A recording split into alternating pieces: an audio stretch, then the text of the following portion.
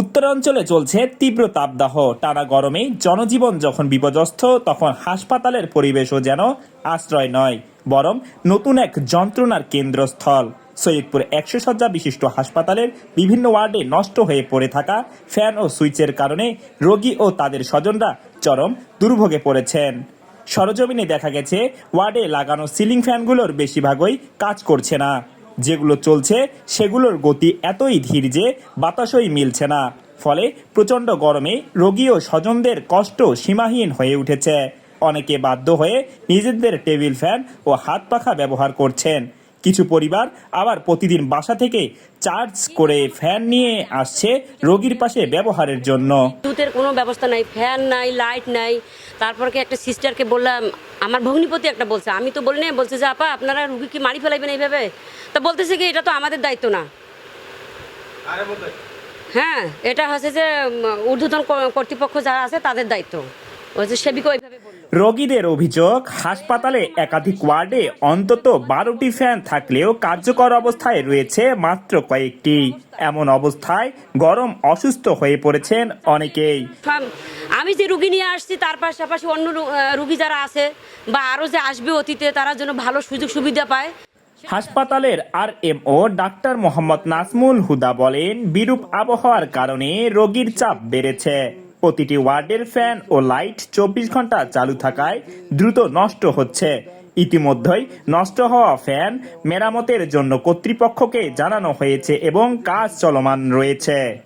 আমি আজকে ভর্তি হয়েছি, তো ফ্যান চলতেছে না। আমি বলছি যে ফ্যানের ব্যবস্থা করছে, ফ্যান নষ্ট, আজকে ঠিক হবে না, গরম খুব।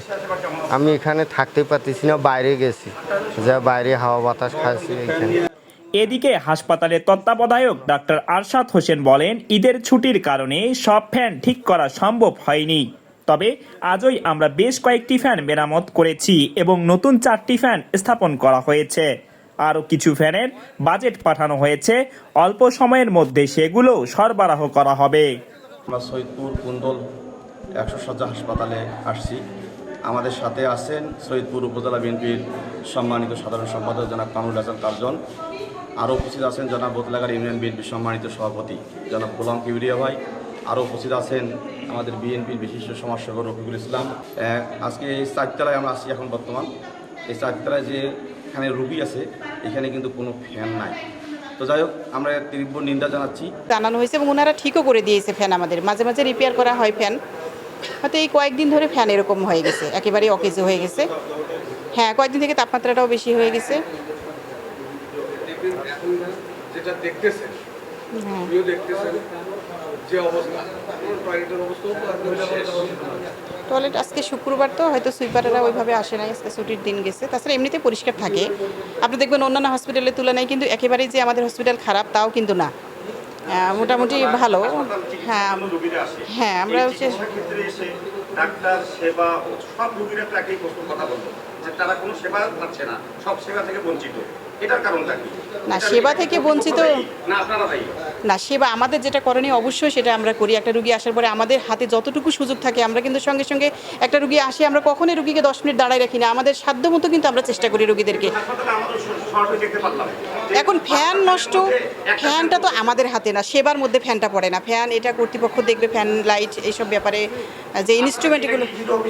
হ্যাঁ, লিখিত অভিযোগ আছে। এটা তো এই কপি তো আমাদের কাছে থাকে না, এটা কর্তৃপক্ষের কাছে নিতে হবে আপনার কাছ থেকে। কর্তৃপক্ষের যেটা অফিস,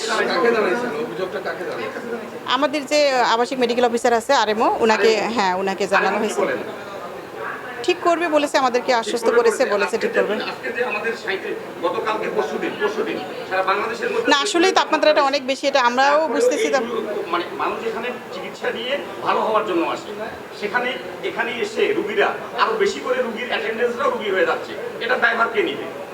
RMO নিবে না আপনারা কর্তৃপক্ষ, আপনারা হাসপাতাল কর্মচারী যারা আছেন তারা নিবেন? আসলে আমরা সেবা করি, আমরাও তো চাই আমরা একটা সুষ্ঠু কর্ম পরিবেশ পাইলে আমাদের জন্য সুবিধা হয়, ভালো সেবা দিতে পারি। তাই আমরাও তো চাই একটা সুন্দর।